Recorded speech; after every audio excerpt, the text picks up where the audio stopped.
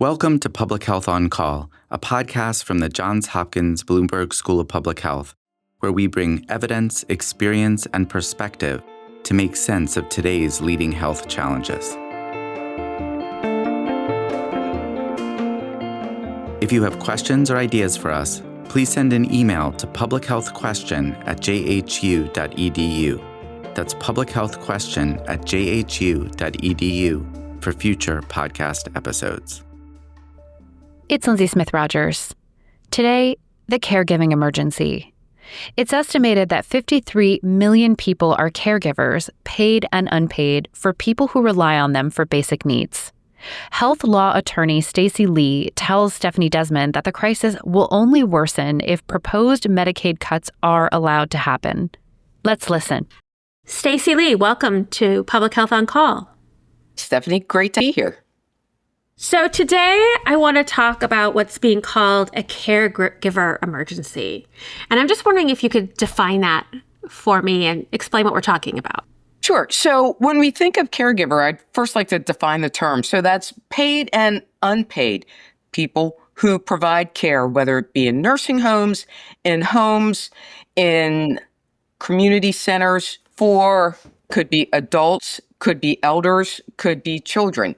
And when we talk about the caregiver crisis, there are a number of states that have, 24 in fact, that have been deemed to have a critical emergency when it comes to the availability and the care provided by caregivers across the board. And some of these states are Alabama, Nevada, Texas, Louisiana.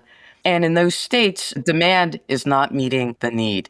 What does the size of this problem look like? Because it sounds like it's a really serious situation that's going on right now. Yeah, it's a serious problem in almost half the states of the United States. And what's interesting is when you look at the number of just unpaid caregivers, people providing care for their loved ones in the home, you're talking about 53 million Americans have that second shift or sometimes that full-time job. And just to kind of get your head around the amount of money in terms of dollars and cents that the service that they provide, you're talking over $870 billion a year in value that these Americans and these people contribute to society in terms of caring for these people. So is this primarily a crisis of the folks who are paid to do this work, or the unpaid, or everybody? Everyone. And it hits in one of two ways. I already mentioned that there are 53 million Americans that are doing this in their homes unpaid. Then you have a number of caregivers that are paid. However, their ability to continue being paid at the level that they are being paid is going to be something that's going to be re-examined and probably adversely affected by the proposed cuts in Medicaid that are currently being discussed by Congress. So let's go into that a little more. So there's a proposal for about $880 billion in cuts. And a lot of that will come from Medicaid. Now, what's interesting is how Medicaid plays into the care of some of our most vulnerable populations.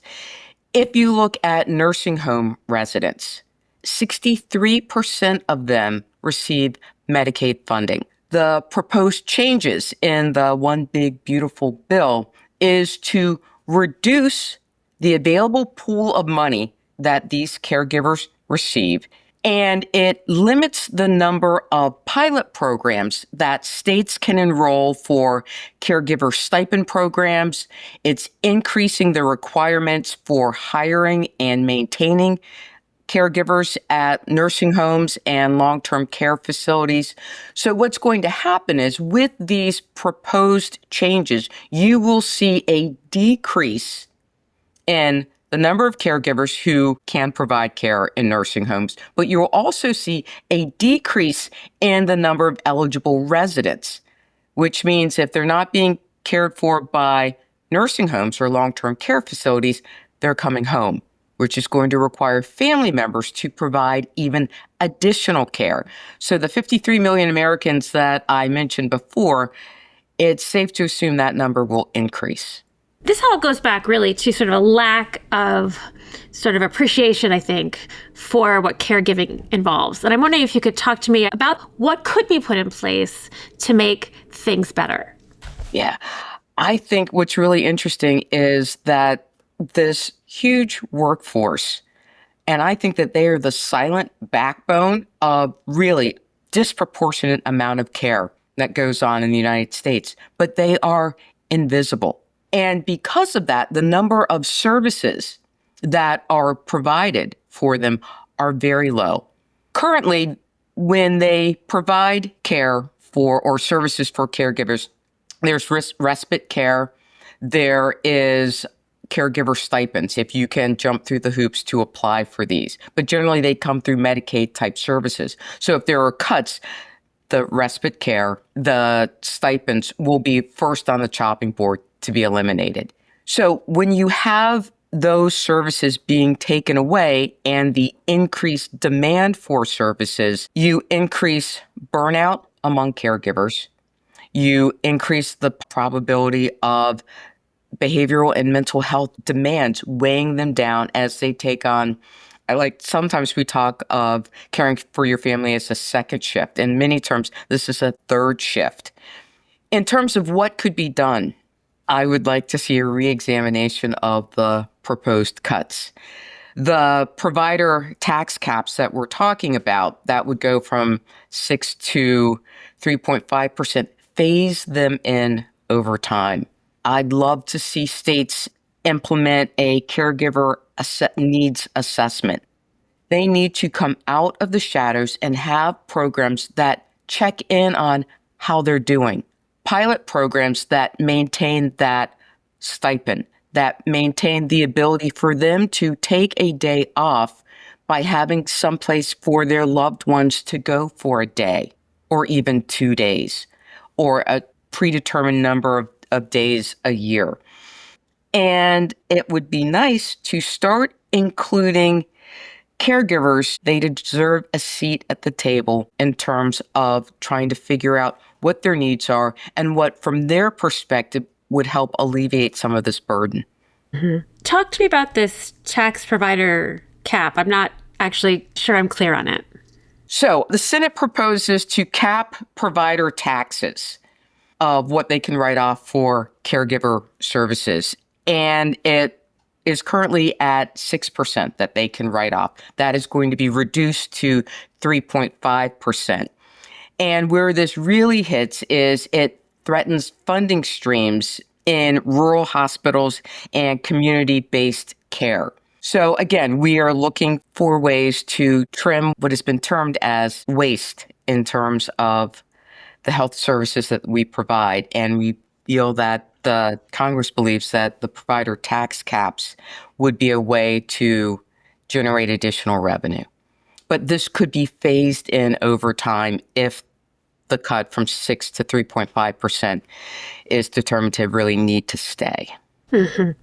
How did we get here? Back in the day, women mostly didn't work. Women took care of their children and their parents throughout the life stage.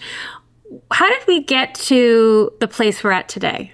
It's a confluence of a lot of interesting forces. You have an aging population. People are living longer. I think that there's been a real shift, and really to keep families in their homes, you have more people in the workforce. So as you mentioned before, traditionally, it was the role of the female or the person who stayed at home to care for their family. It is very common now to have two working parents. And as a result, there is not that pool of free labor to care for a population that is living much longer than they did maybe 40 or 50 years ago. And we don't have the infrastructure to handle this. No, there's not the infrastructure to handle this. For a long time, it has been absorbed within the homes, but we are now really getting to a tipping point where I don't know that that is going to be an option, especially when you look at there are 24 states where, by their own assessment, they have reached a tipping point where relying on existing nursing homes, long-term care facilities, and people caring for their loved ones at home. With all of those areas in place, the infrastructure is buckling under the increased demands. It feels to me like even though we're talking now about reducing cuts to the program, what we really need is to be building this up in some way at a time when more and more people are doing this sort of invisible work. Yes, there needs to be a systematic approach to this. And when you look at a number of $880 billion and you think about the cuts, that number can grab a lot of headlines and attention. But when you look at what's behind those cuts, when you begin to make it harder for nursing homes to hire and retain CNAs, caregivers, when you make it more difficult for providers in their homes, family members, to, over a long-term basis, provide for their loved ones because you're cutting the stipend, you're reducing the ability for them to get any type of respite. All of these things add increased burdens on the system that even outside of the caregiver, let's look at what it does to the patient. If I'm not getting care in a nursing home or a long-term care facility, then I'm going to be increasingly using the ED for my PCP. Emergency room for your primary care physician. For my primary care physician. That's going to result in delayed diagnoses. And it's going to make my recovery in what could have been very focused, protracted over time. So all of these things really compound rather than lessen the burden on the problem.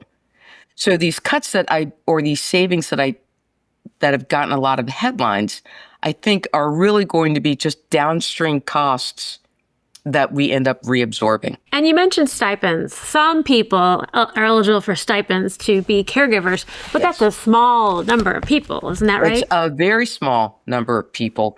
And that it is a very difficult process to go through.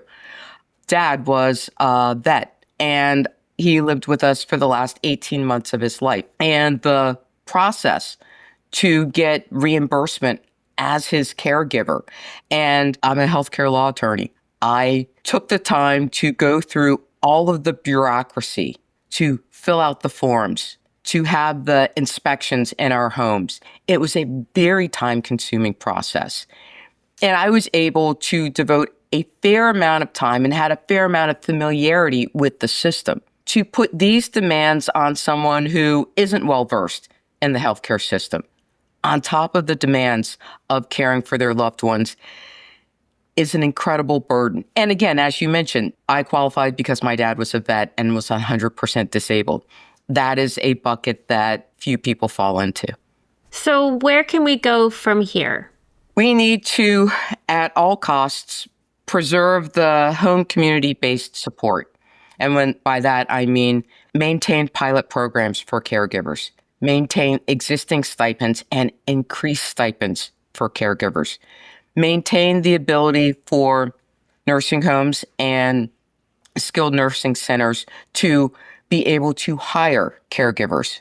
With the recent effort that we've focused on immigration, that has had a disproportionate impact on the caregiver pool. So that's also something that needs to be reexamined. And again, check in with caregivers.